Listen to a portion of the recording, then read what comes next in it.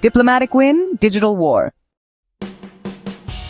The disinformation campaign against Pakistan used fake social media accounts and AI-generated deepfakes to spread false narratives. Imposter accounts like at Iran underscore official launched the lies, while deepfake videos impersonated officials. Networks of bots amplified the stories, making them seem credible, and mainstream media quickly reported the unverified claims. Faced with a full-scale digital assault, Pakistani officials and institutions mounted a swift and multi-pronged response to reclaim the narrative. The first order of business was to issue clear, official denials. Pakistan's Ministry of Foreign Affairs moved quickly to publicly and formally debunk the fabricated story about the nuclear threat. These statements were crucial in providing an authoritative counter-narrative for international governments, media, and the public. By addressing the lie head-on from the highest levels, they aimed to cut off the disinformation at its source and restore a measure of calm and clarity to the chaotic information environment that had been created. Simultaneously, Pakistan's cyber intelligence units went to work behind the scenes. These teams began the painstaking process of digital forensics, tracing the origins of the fake accounts, deepfake videos, and bot networks. Their goal was not just to deny the claims, but to expose the entire infrastructure of the disinformation campaign. By tracking IP addresses, analyzing digital assets, and identifying the coordinated behavior of the bot accounts, they were able to connect the dots and attribute the campaign to its likely source. This technical work provided concrete evidence that this was not a spontaneous rumor, but a deliberate and organized attack on Pakistan's reputation.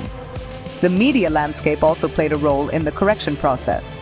In a notable act of responsibility, one news channel that had mistakenly amplified a misquote from an official issued a public apology.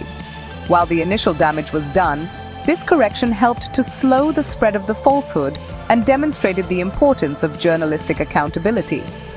Alongside this, independent Pakistani fact-checkers became essential players. They published detailed digital breakdowns of the campaign, showing the public exactly how the deepfakes were made and how the bot networks operated. These explainers helped educate citizens on the tactics being used against them. This rapid response was a critical exercise in national defense in the 21st century. It highlighted that in an era of hybrid warfare, a country's ability to defend itself depends not only on its military, but also on its capacity to fight and win in the information space. The coordinated efforts of government officials, cyber experts, responsible media, and independent fact-checkers provided a powerful template for how to counter a sophisticated disinformation attack. It was a clear demonstration that while lies may travel fast, a determined and organized effort can ensure that the truth eventually catches up and prevails. The disinformation campaign against Pakistan following its FATF success is a stark reminder of the dangerous stakes involved in modern information warfare. Spreading false stories, especially about nuclear threats, does more than just damage a country's reputation. It actively undermines global peace and stability. Such lies can create real-world panic, provoke diplomatic crises, and push nations with already tense relationships closer to actual conflict.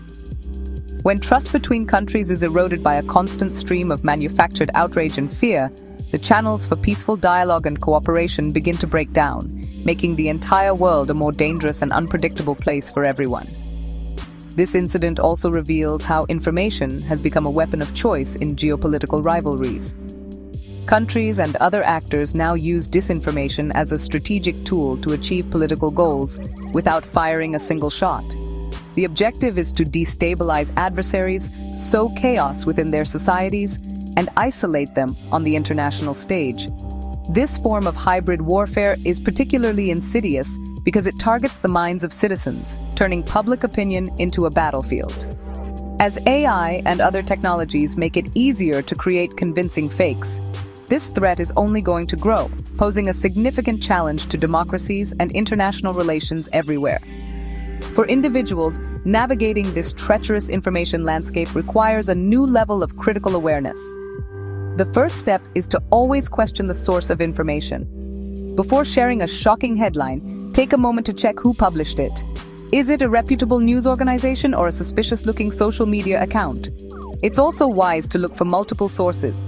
If a major story is only being reported by one or two obscure websites, it's a red flag.